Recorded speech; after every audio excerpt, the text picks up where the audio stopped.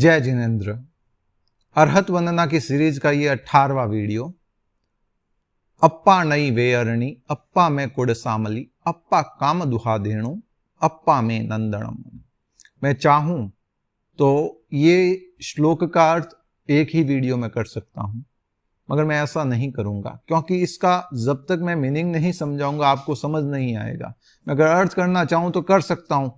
हमारी आत्मा वेतरणी नदी के समान है, हमारी आत्मा सामली वृक्ष के समान है, हमारी आत्मा कामधेनु के समान है, हमारी आत्मा नंदन वन के समान है। मगर ये है क्या? जो ऊपर के दो लाइन हैं, अप्पा नई वेयरणी अप्पा में कुड़ सामली, ये दोनों नरक में हैं वर्तमान में। नदी वेतरणी नरक के अंदर बहने वाली नदी है, और कुड़ सामली सामली वृक्ष ये भी नरक में है। इसका मैं विवेचन करने का प्रयास करता हूं। वेतरणी नदी, वेतरणी, तरणी का अर्थ होता है सूर्य, वे यानी नहीं। जहां सूर्य नहीं है और वहां जो नदी बहती उसे वेतरणी नदी कहते हैं।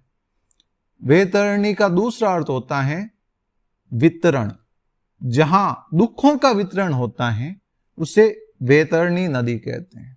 और तीसरा अर्थ होता है तरणी यानी तैरना। जिस नदी को तैरना अति दुष्कर है उसे वेतरणी नदी कहते हैं।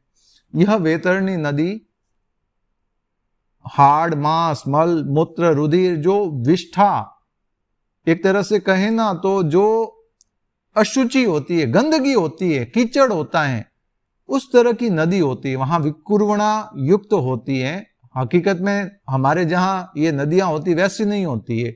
वहां की एक तरह की वो भौगोलिक संरचना है, वहां पर वो एक नदी बहती रहती है जिसमें मल मांस मल मूत्र रुधिर वगैरह सब कुछ होता है। जितनी अशुचि है वह उसमें मौजूद मिलेगी आपको।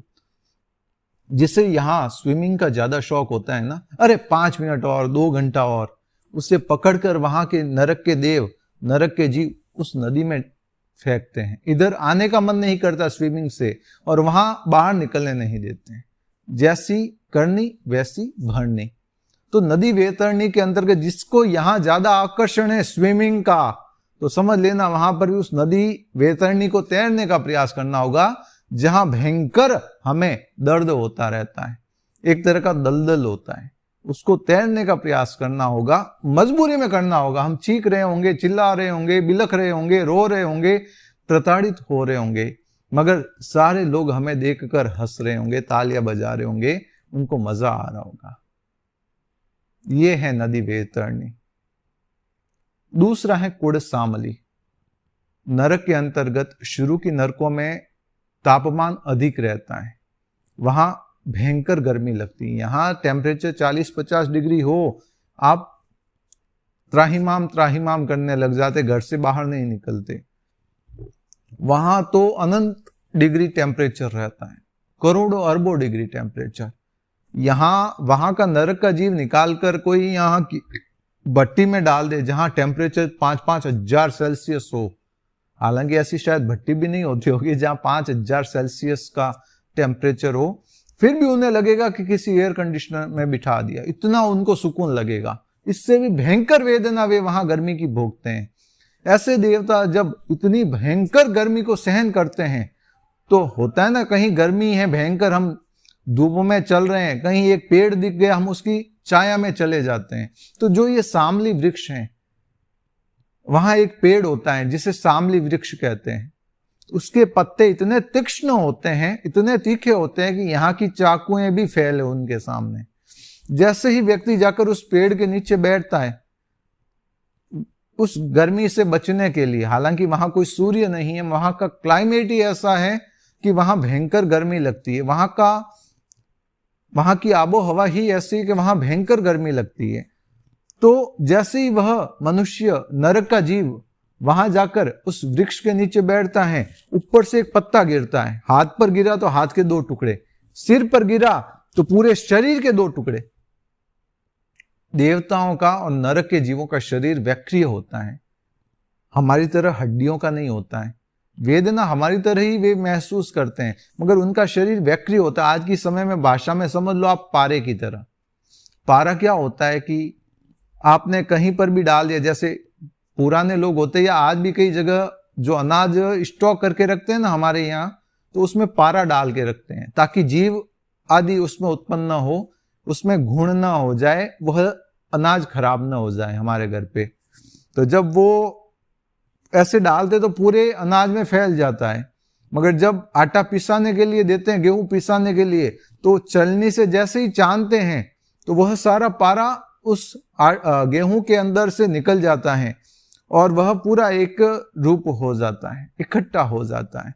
तो नरक के जीवों के शरीर भी इसी तरह के होते हैं। व्यक्ति शरीर क्षत विक्षत हो गए, टूट गए, हाथ टूट गया, पैर टूट गया, गला टूट गया, कहीं नाक काट दिया, किसी ने कान काट दिए, किसी ने आंखें फोड़ दी, थोड़ी देर के बाद वह भयंकर प्रताड़ना सहन करेगा, फिर वापस उसका शरीर निर्मित हो जाएगा, बन जाएगा विकुर्वणा के कारण।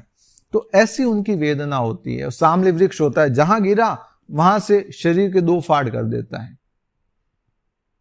आपका साधर्मिक विनम्र निवेदन करता है, इस संक्षिप्त वीडियो के अंतर्गत मैंने नदी वैतरणी और सामली वृक्ष का विवेचन किया है। अगले ऑडियो के अंतर्गत आत्मा के 2 और जो स्वरूप बताए गए उसको बताने का प्रयास करने का भाव है।